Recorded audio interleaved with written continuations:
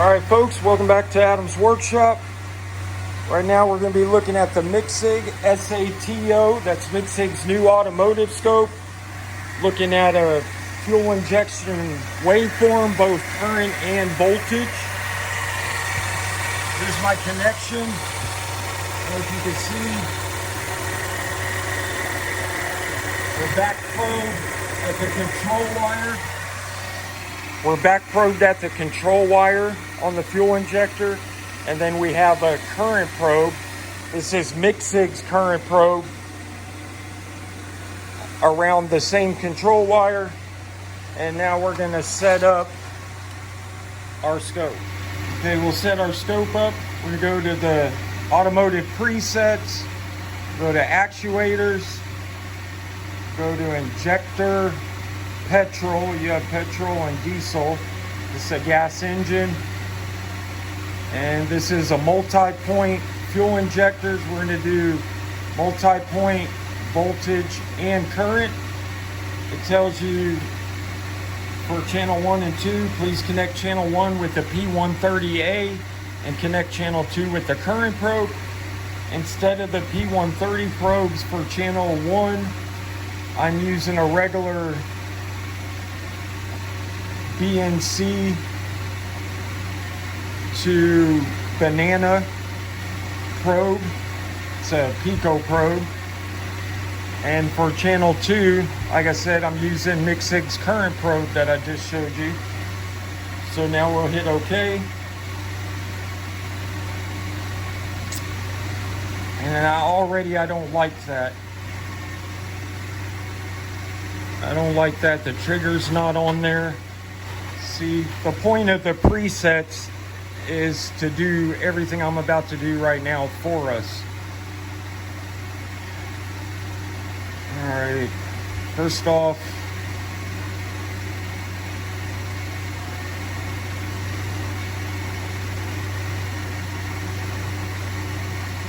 bring our amplitude up on our current, bring a trigger to channel 2, bring it down to our current. Now that holds everything.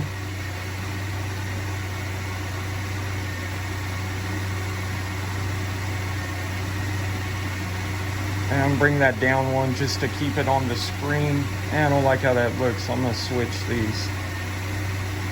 Bring the amplitude up on the voltage.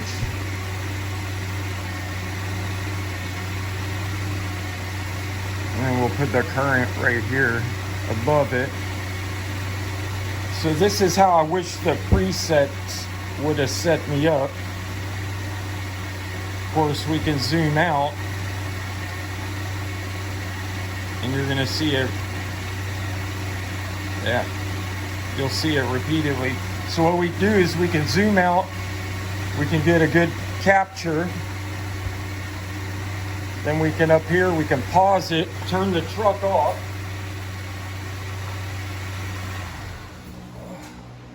Yeah, get rid of all that noise. And now we can dissect our waveform. So we can zoom in. I'm not sure why that changed. We have, oh, okay, here we go. We have 20-to-1. We have an attenuator on channel 1. Anytime you're doing fuel injection or ignition, it's always best to use an attenuator. These scopes are rated up to 300, so you probably be okay with fuel injection. In fact, I've done it before with the other ATO. However, this is my brand new SATO scope, and I don't want to let the smoke out of it, so we use the attenuator. It's a 20-to-1 voltage. I'm on a low pass current. Channel 2 menu, current. We're using, let's see, this one here. Yep. We're gonna have to do this again. There we go. Channel 2 menu. We're using the, okay, I'll show you what I'm doing here. This is the Micsig current probe. As you can see, we have an option for 10 amp and an option for 100 amps. We only need to use the 10 amp. And so I got it on the back here for 10 amp, 10x, and it looks like Micsig sets that automatically for us. As you can see here, when I hit the option that I want, it automatically goes to 10 amps. So there we go. There's our capture. You can zoom out. Now, if we had multiple fuel injectors connected, we'd see them all right here. Best way of doing it is connecting straight to the fuse. If you have a fuse that's by itself just controlling the fuel injectors, go ahead and do that. Be careful, sometimes if there's other things on the circuit with the fuel injectors, you'll get a bunch of noise. This one is not going to work. I can't do it that way. Those are the fuel injectors. And the power wires are all going to different circuits. And the grounds are controlled by the computer. So they're ground side switch circuits. And the computer controls them all.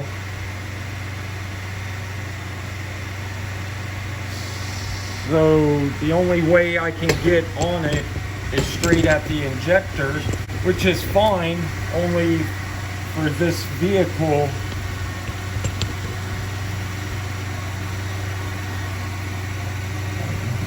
For this vehicle, I can only easily access 2 of the injectors. So instead of doing 2, I'm just going to do 1 injector.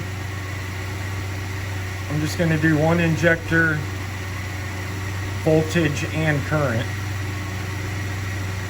So we can zoom into our injector. Now we can pause it, turn the truck off.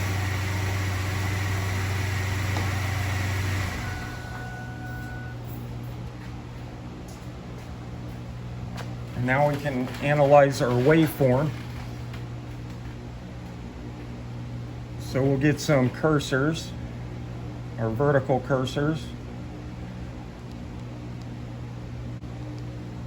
The first one down here on ground, let's raise that up a little bit off of those numbers.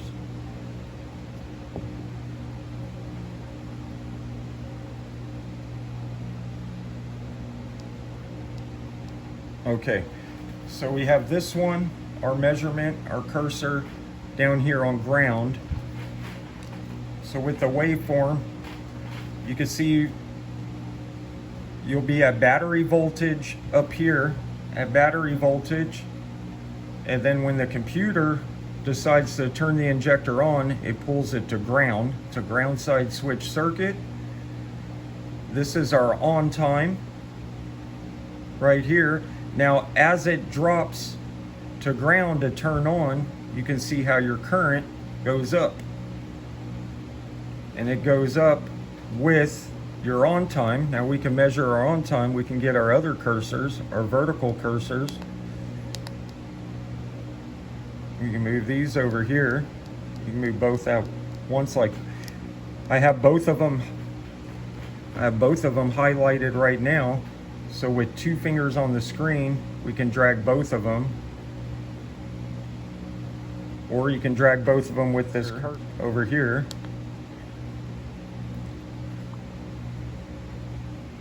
And when you want to switch from one to the other, you just press the joystick.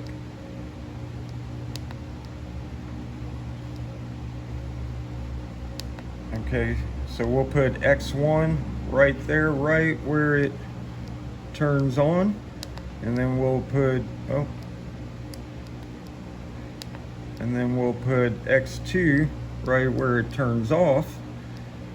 And when it turns off, you get this inductive kick That's the release of the energy. As it jumps up, you can see your current drops down at that same time. I like to put them almost on top of each other, like this.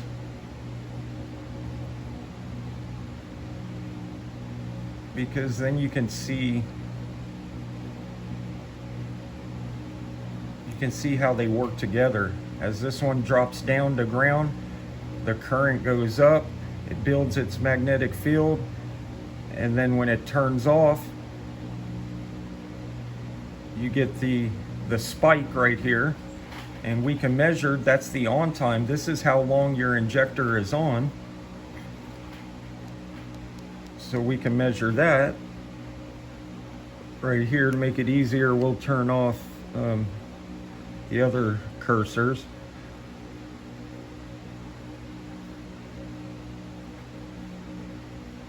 So the difference between X1 and X2 is 3.6 milliseconds. See if you can see that. The difference between the two,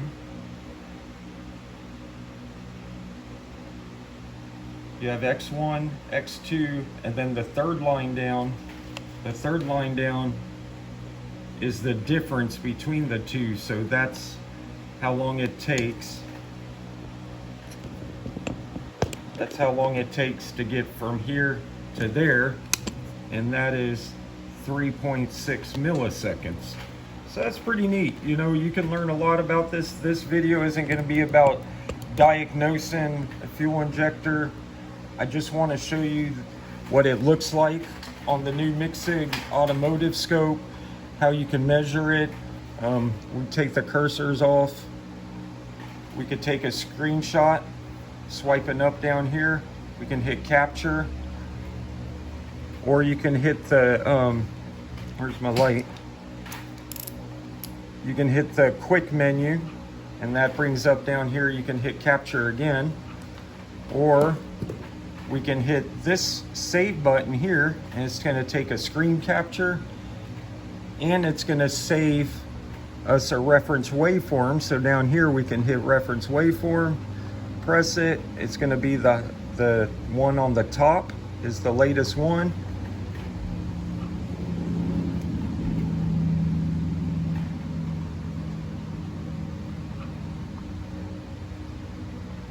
And let's see, why didn't it take both of them?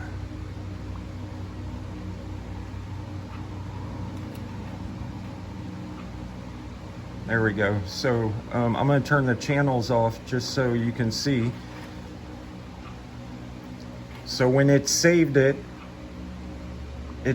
top one for the current, and the second one is the voltage. So now here's our waveforms. You can see how they connect together. As current goes up, voltage goes down to ground. You have your on time, computer's pulling it to ground, turns it off, get your spike, and then your current starts to drop off. And what's neat about this scope, if you want to zoom in on one of these waveforms or zoom out, you can zoom in on them individually. Like right now, okay, let's see, we're connected to R1. So that means we'll only grab R1 on the screen. We can't grab R2 unless we, not even if we touch there, okay, so you'd have to go to R2 to be able to grab it. So if you click on R1, you can move it around. You can move it left and right in the waveform. If you had more, if you saved more, you can look at it. And then you can take this, move it out of the way. And then you can zoom in and out on that waveform. You can see we have a nice good ramp. If this was going straight up right here, it would be giving us, you know, telling us problems.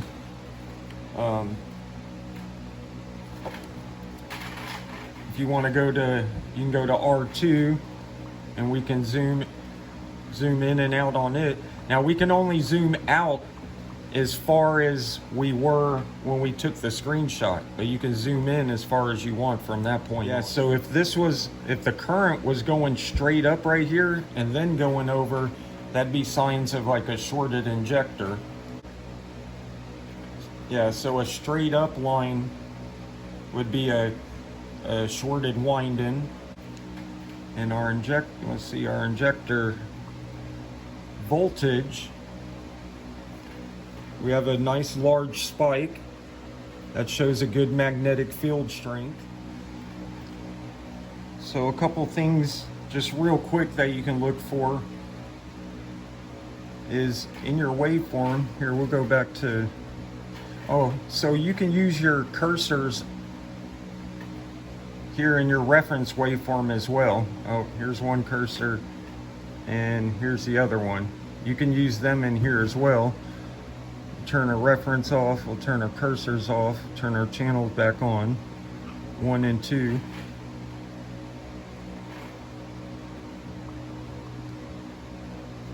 So one thing you can look for in your current ramp is like any spikes. If this is going up and then you have some spikes right in here, you know, that can indicate possibly a bad PCM.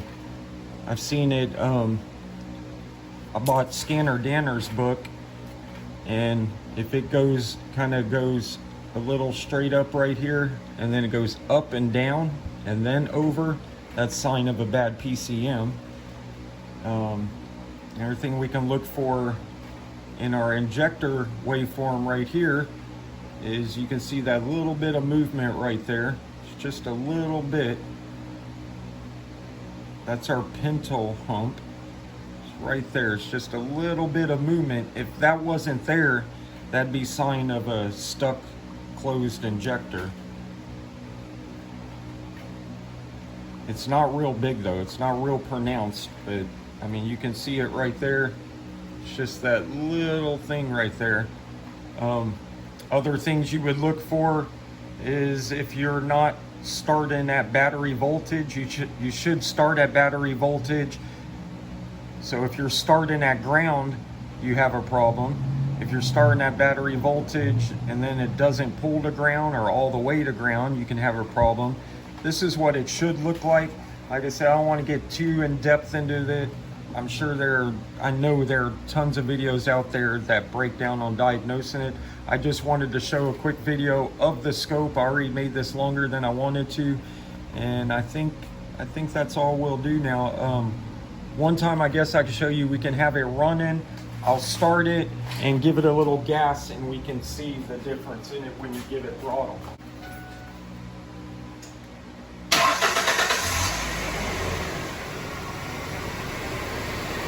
Okay, so I'll give it a few throttle snaps.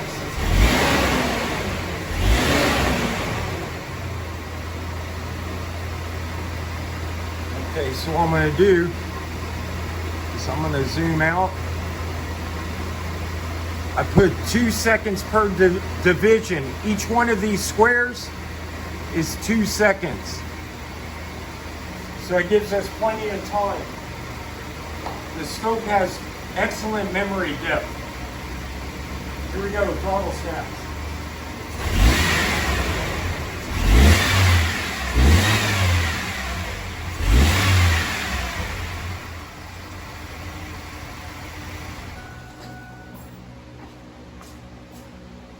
Okay, and now we can pause it. Yeah, I love the memory depth on this. We can put that all the way up to 1,000 seconds, 1 kilosecond per square. So if you add that up, 1,000 seconds per square, I believe there's 14 squares. I think it's just under, was it like 5 or 6 hours? Oh, I figured it out one time, I don't remember. So now we pull over here. Before we do that, you can always hit your zoom button. Of course, it lights up just like your channel buttons, and you can move anywhere in your waveform you want to. You can see that's where we gave it. So here's where we first started the vehicle, and then you can see where I started giving it throttle snaps right here.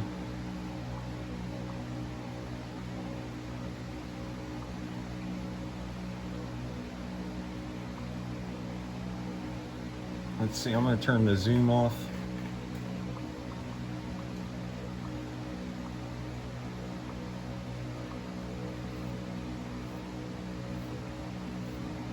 What happened here? How come it looks like that?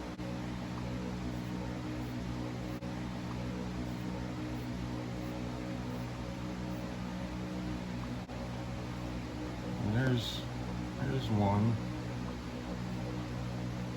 Why do the other ones look all wonky?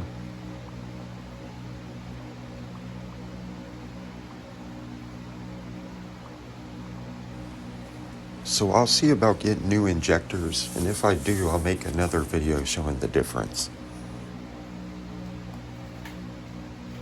Not sure why that came out all wonky like that. Like I said, I'm still getting used to the scope and settings.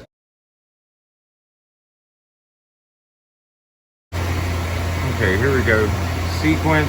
See, it'll grab one screen and then it stops for us.